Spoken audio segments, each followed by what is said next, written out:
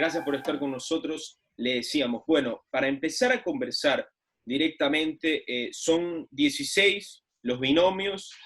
¿Cuántos de estos 16 de entrada son realmente candidatos o favoritos para participar realmente?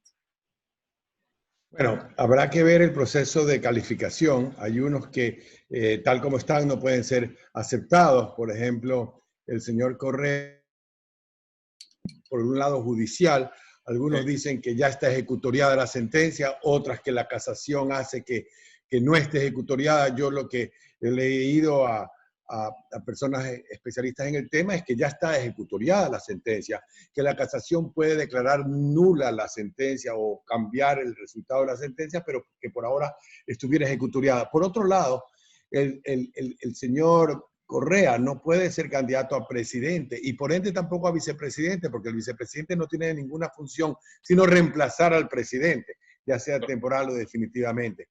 Entonces, en ese sentido, creo que esa parte del binomio tendrá que ser descalificado y tendrán que ver qué hacen.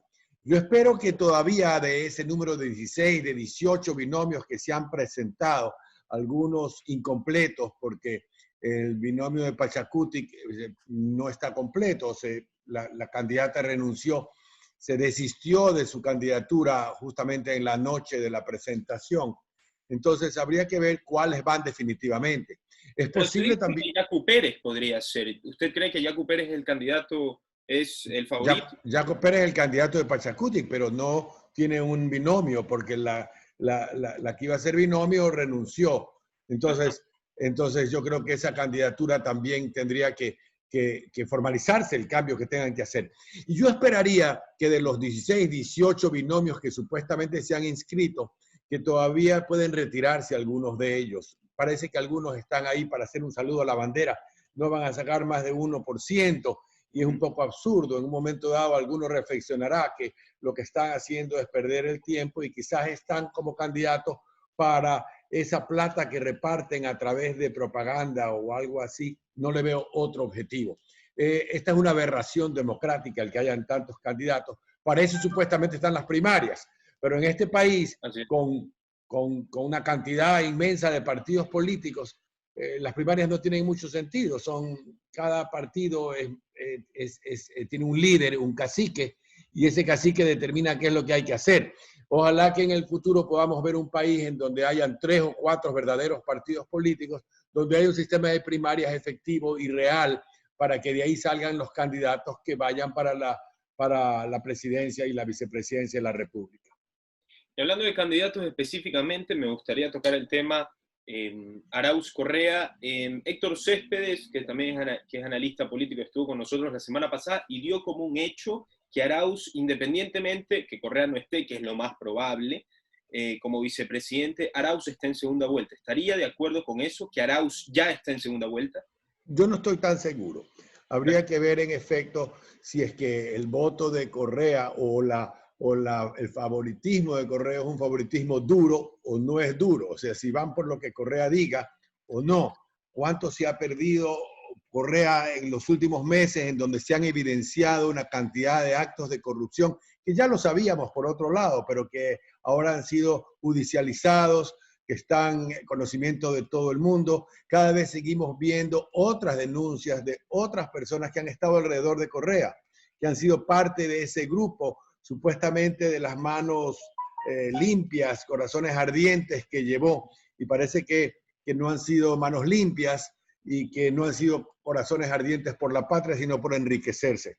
Entonces yo creo que habría que ver cuántos de los ciudadanos se dan cuenta de esta situación y en un momento dado pudiera no llegar a la segunda vuelta o pudiera no haber segunda vuelta. Como hay tantos candidatos, no sería imposible pensar que más vale los votantes se aglomeren o nos aglomeremos o nos unamos, haya un proceso de unidad que más o menos se está viendo por un candidato que tenga las posibilidades de sacar al país adelante, luchar contra la corrupción, con un grupo efectivo y efectivamente grande de personas, porque cambiar al país no se lo hace con 4 o 5 personas, hay que tener un equipo, y ese equipo se puede fortalecer con la unión de algunos de los que están retirando sus candidaturas, o como por ejemplo el ex vicepresidente y el señor Álvaro Noboa, ellos pueden tener dentro de su equipo de gente algunos que fortalezcan al equipo que tenga el señor Lasso y hacer que esa candidatura se fortalezca y que tuviera un equipo suficiente de personas que nos haga pensar a la mayoría de los ecuatorianos que tendría una posibilidad real de transformar el Ecuador, de luchar frontalmente contra la corrupción, de encontrar un camino de progreso en donde aumenten las inversiones y aumenten los empleos, que es lo que los ecuatorianos necesitamos. Doctor Rosales, y justamente de lo que me acaba de mencionar, le iba a preguntar de ese porcentaje pendular, por así decirlo, en el país, de ese porcentaje que mayoritariamente o minoritariamente no tenemos aquí en fuego, pues estadísticas oficiales, pero Otto Sonnenholzner era uno de los candidatos, pues no favoritos, pero que tenían una gran aprobación porcentual en el país. Ya no está. Álvaro Noboa parecía que podía tener un porcentaje, sea ínfimo, o sea mayor, o sea mediano, pero estos dos al retirarse, sus votos, ¿a qué candidato pasan? Yo creo que pasan al candidato Lasso. Es posible que pasen con más fuerza o con menos fuerza, depende de que Otto Sonnenholzner quisiera ser parte de la transformación del país y haga equipo con Lasso. Y que Álvaro Noboa y el equipo de gente, grande o pequeño, que él tenga alrededor y que haya querido una opción de gobernar, pudiera tener parte de ese equipo que quieran ser parte de esta unión que se necesita entre los ecuatorianos, porque no se trata solamente de llegar a la presidencia. Hay que llegar a la presidencia y hay que tener el número suficiente de asambleístas para que no entremos en esta vorágine de arreglos para que le den los votos en la asamblea al gobierno. Ojalá hubiera un gobierno suficientemente fuerte, con suficientes votos en la asamblea, para que se puedan hacer las transformaciones que en este país necesita sin entrar en este sistema de chantaje que hemos visto que funciona en la Asamblea desde hace algunos años, ya sea para que le den plata a algún alcalde o para que le den un puesto público. Y de esa manera algunos, no todos, seguramente, han estado modulando su votación. Así es. Doctor Rosales, y preguntarle, pues, obviamente el cambio que se necesita en el país, pero yo noto un gran porcentaje de personas que apoyaron a Lasso en el 2017, en las presidenciales de 2017, parece que ha perdido popularidad. Yo creo que si se hubieran lanzado Otto y Álvaro, no hubiera tenido un porcentaje. No me animo a decir que no hubiera sido el que hubiera estado en segunda vuelta o no, pero menos porcentaje hubiera tenido. La pregunta del millón es, ¿cómo Lasso gana en estos meses, ya pocos, para las presidenciales, esa confianza que tuvo en el año 2017? Se dice, por ejemplo, pues no se evalúan sus propuestas, sino que se evalúa que, por ejemplo, unos dicen que fue responsable o que fue protagonista del feriado bancario, otros dicen que les pareció ridículo que en una entrevista haya dicho que en 100 minutos puede arreglar el gobierno del país o que puede arreglar ciertas cosas. Parece que ha perdido eso. ¿Cómo recupera Guillermo Lasso, que es el opositor de derecha favorito al día de hoy, esa confianza de los votantes de derecha o de centro derecha? Sí, bueno, también de centro y de centro izquierda. Todos tenemos que ser realistas.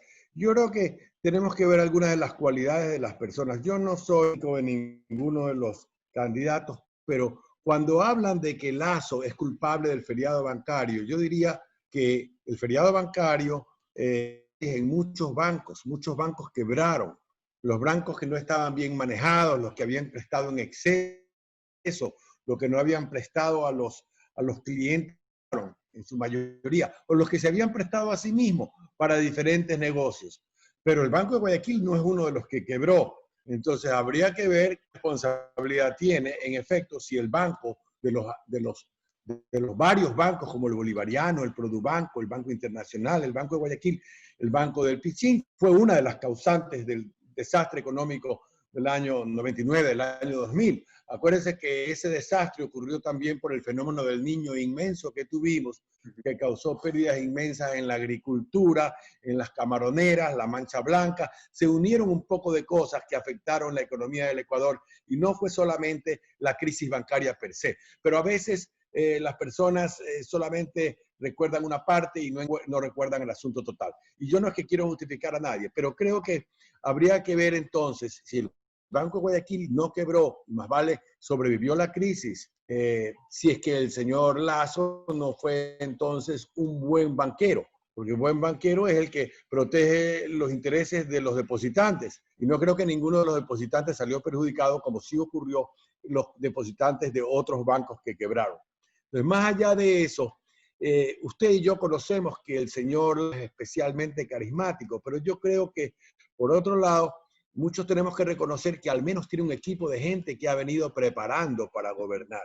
Hay un grupo de jóvenes, más vale de 30, 40 años, que han venido a través de un proceso de unos 10 años formando parte de cursos y de prepararse en un momento dado para gobernar. Yo creo que ese es un factor positivo que tiene el señor Lasso. Habría que ver esa campaña que ha venido haciendo en su partido, el CREO, la organización del partido a nivel nacional, qué tan efectiva ha sido, y a ver si tiene bases a través de todo el país para que esas bases hagan campaña. Habría que ver qué sucede con el grupo que apoya a Sonnenholzer, el grupo que tampoco está de candidato, el grupo que apoya a Álvaro Noboa, si ellos están dispuestos a empujar a una candidatura y poner, digamos, centrarlo en una candidatura de centro derecha que tendría que tener suficiente apoyo en la Asamblea y apoyo ciudadano para hacer los cambios que el Ecuador necesita. Así es. Doctor Rosales, integrando pues el tema pues de qué partido va con quién o quién ganaría el apoyo de quién en una posible segunda vuelta, el año 2017, como todos sabemos, pues la oposición de derecha que está tan dividida, o parecía iba a estar muy dividida, pero Sonnenholzer y Álvaro Noboa tienen un paso atrás. Está ahora la lista 6 con Cristina Reyes como candidata a presidenta y Diego Salgado como candidato a vicepresidente. Hace 4 años vimos la película que Cynthia Viteri, entre comillas, le restaba votos al señor Lasso y dividía a la oposición de derecha. Yo creo fervientemente que Jaime Nebot, el abogado Jaime Nebot, sabía con creces que si un candidato de su partido podía hacer ruido en las elecciones, o era él o traía a Sonnenholzer a su partido. Yo creo que Cristina Reyes no va a hacer mucha bulla. Le pregunto a usted, ¿cree que Cristina Reyes pueda restar o dividir la oposición tan evidentemente como para que las elecciones acaben en una primera vuelta, o cree que Cristina no va a jalar tantos votos como lo hizo Cynthia Viteri hace 4 años?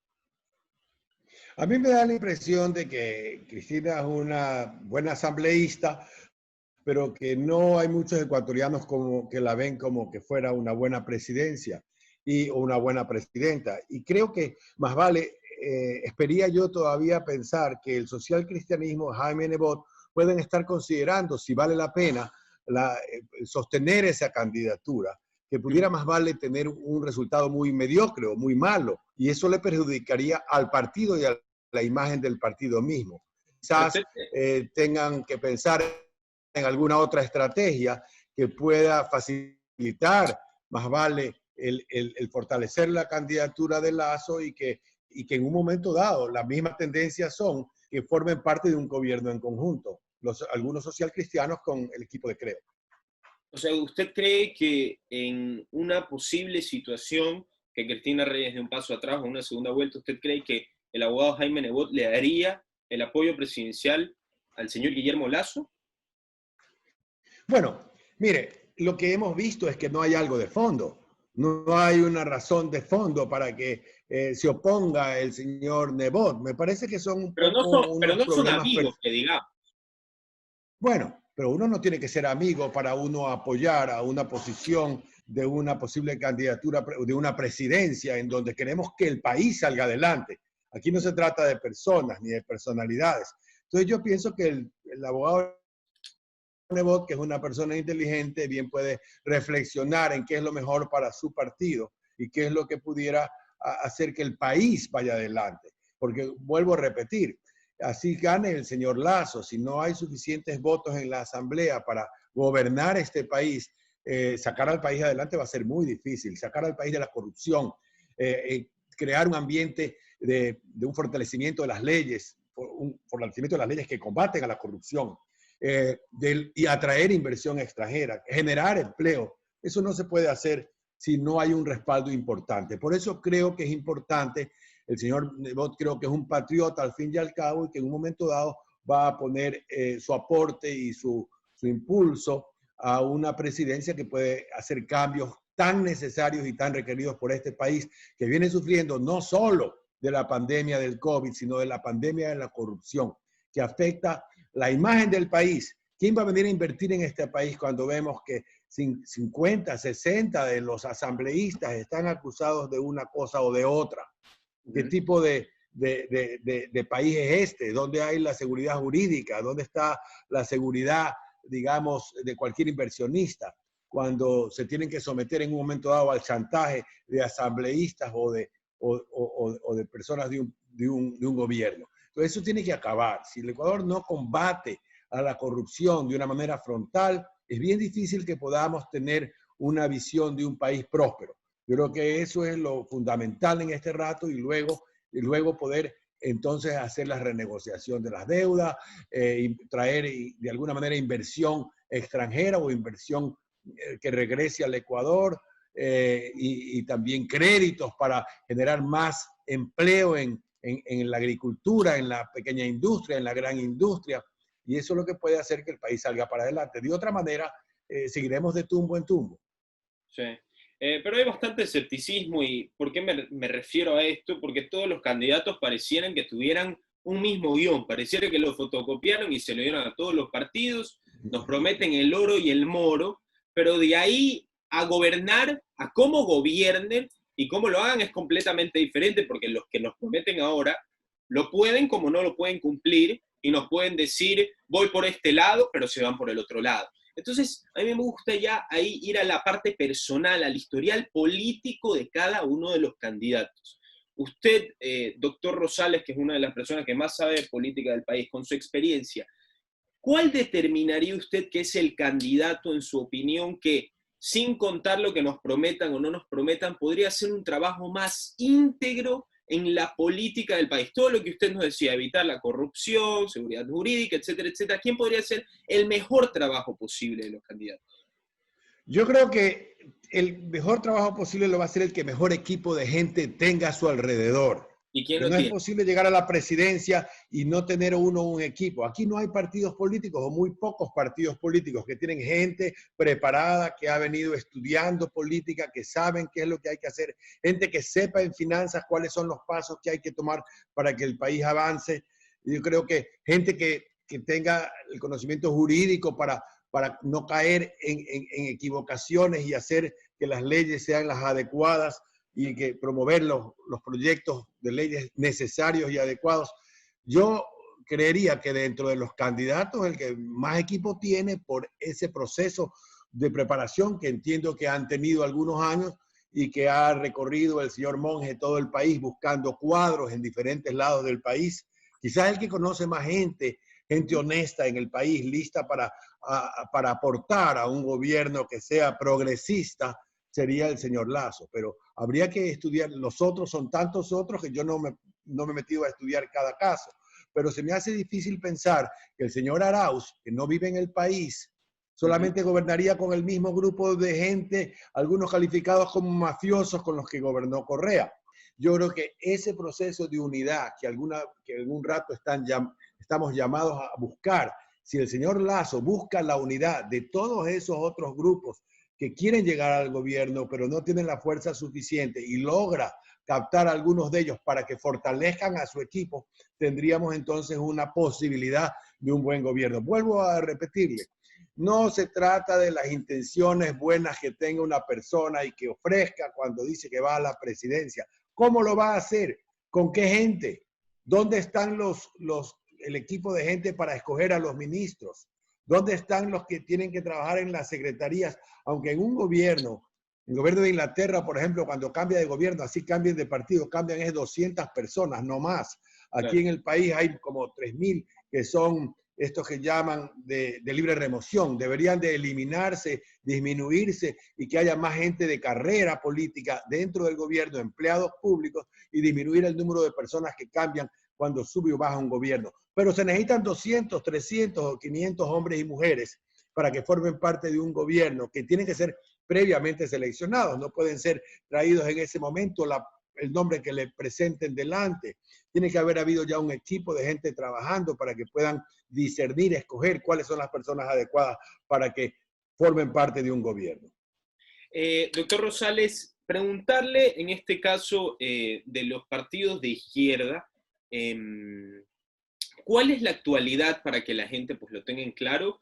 De Alianza País es lo que me pregunto yo, porque en la lista que tengo ahora, la presidenta candidata de Alianza País sería Jimena Peñi, Patricio Barriga, su vicepresidente. Está más de claro decir que no van a ser protagonistas principales en las próximas elecciones, pero la pregunta es que sin Correa, ¿en qué queda Alianza País? ¿Cómo queda parado ese partido? Yo creo que ese partido es uno de los que debería estar, o seguramente va a tener menos de 2%, y serían los que se ponen en fila para desaparecer en las futuras elecciones. Así debería pasar con muchos. Vuelvo a repetir, aquí hay una ley de partidos políticos que fue un retroceso, la última ley que se hizo, porque permite que cualquiera haga su partido y con facilidad. Y entonces hay una cantidad, está viendo usted, 20, 30 partidos políticos, que ninguno realmente es ningún partido. Es un grupo de personas que están ahí para apoyar a un líder, a un cacique, a una cabeza, pero no hay un equipo de gente. Y entonces, ¿qué hay de Alianza País? No hay nada. ¿Qué es lo que queda? No queda sino muy poco. Muchos están inclusive fuera del país porque tienen alguna acusación. Fíjese usted que en el gobierno de Lenin tampoco ha habido equipo, no ha habido gente, ha tenido que respaldarse en ese otro movimiento de los 20, de ruptura 25, ruptura 20, y ahí eso ha sido todo, no ha tenido gente, y eso es lo que le ha faltado a este gobierno, ministros que excepto con pocas excepciones, un nivel de ministros importante que puedan hacer las acciones importantes de gobierno que se necesitan para que un país vaya adelante. Andrés Arauz fue uno de los funcionarios políticos de Rafael Correa mientras él estaba en el poder.